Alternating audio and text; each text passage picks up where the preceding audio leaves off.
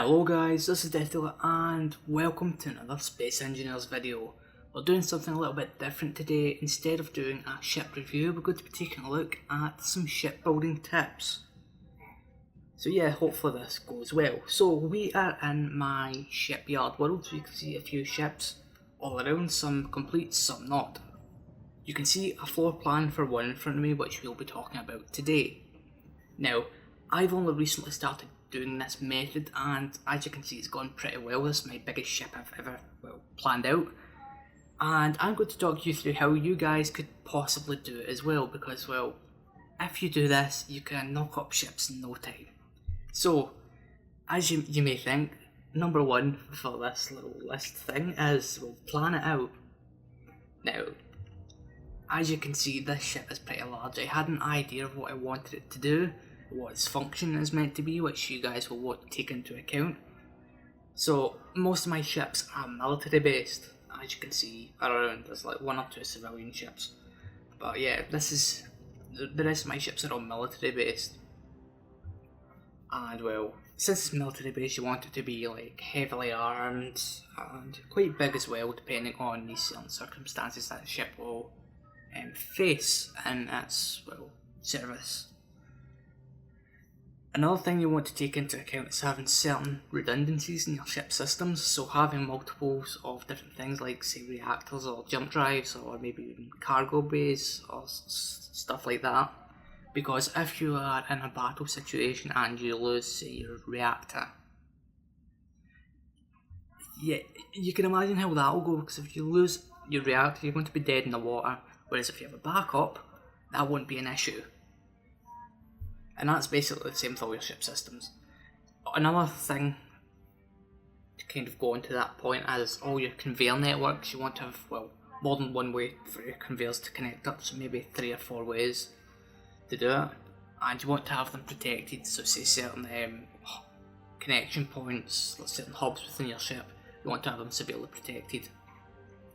And speaking of that, you would want to have every compartment of your ship, like every room, protected as well, especially your reactors and your jump drives, because those can be very, very helpful for getting out of a battle. So you want to have them heavily armoured, which you can see here. I've used different colours of blocks to identify which each area is, and the black blocks I've used as heavy armour, so I know if an area is going to be protected or not.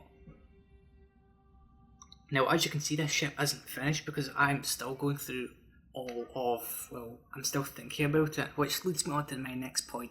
Use objects around you, both in game and also in the world around you as you're sitting at your PC. Because if you load up in your world and you say, right, I want to build a ship and I wanted to do this and do that, and you're in an empty world and you're like, well, I don't have any inspiration or anything. That's why I have all my other ships here, which all my military ships follow a certain build code. So I have engine nacelles on the back end of the ship, which you can see on the Odyssey and the Albion down there.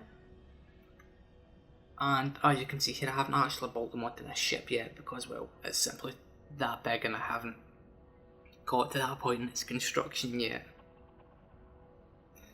Also, what I would do is, if you have a second monitor or something, which is helpful, I recommend you get one. I don't have one, but I just make do with my phone or something. What you want to do is maybe use Google to look for ship designs, say from a sci-fi TV show or film or something, because it can give you a lot of inspiration. Or even say maybe watch a sci-fi series. Like when I'm building my ships, I normally sit and watch Star Trek, because I really like Star Trek, and I got most of my things are kind of based around it. Like for example, in this ship I have designed right here, in the floor plan, I have my reactor room is similar to maybe the engineering deck on certain Starfleet ships in Star Trek. So yeah, that's you can certainly see it there. Like the reactor in the center would act as the warp core. Yeah, it's really, really nice. You also need to think about what it's going to be doing.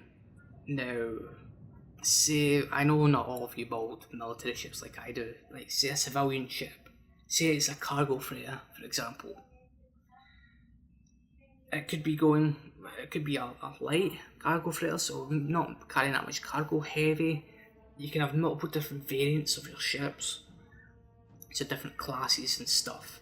So as I said, light and heavy cargo, military ships you can have, corvettes, destroyers, battleships, dreadnoughts, all of the above.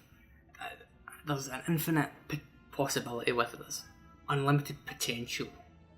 And I think that does it for this little building tips video.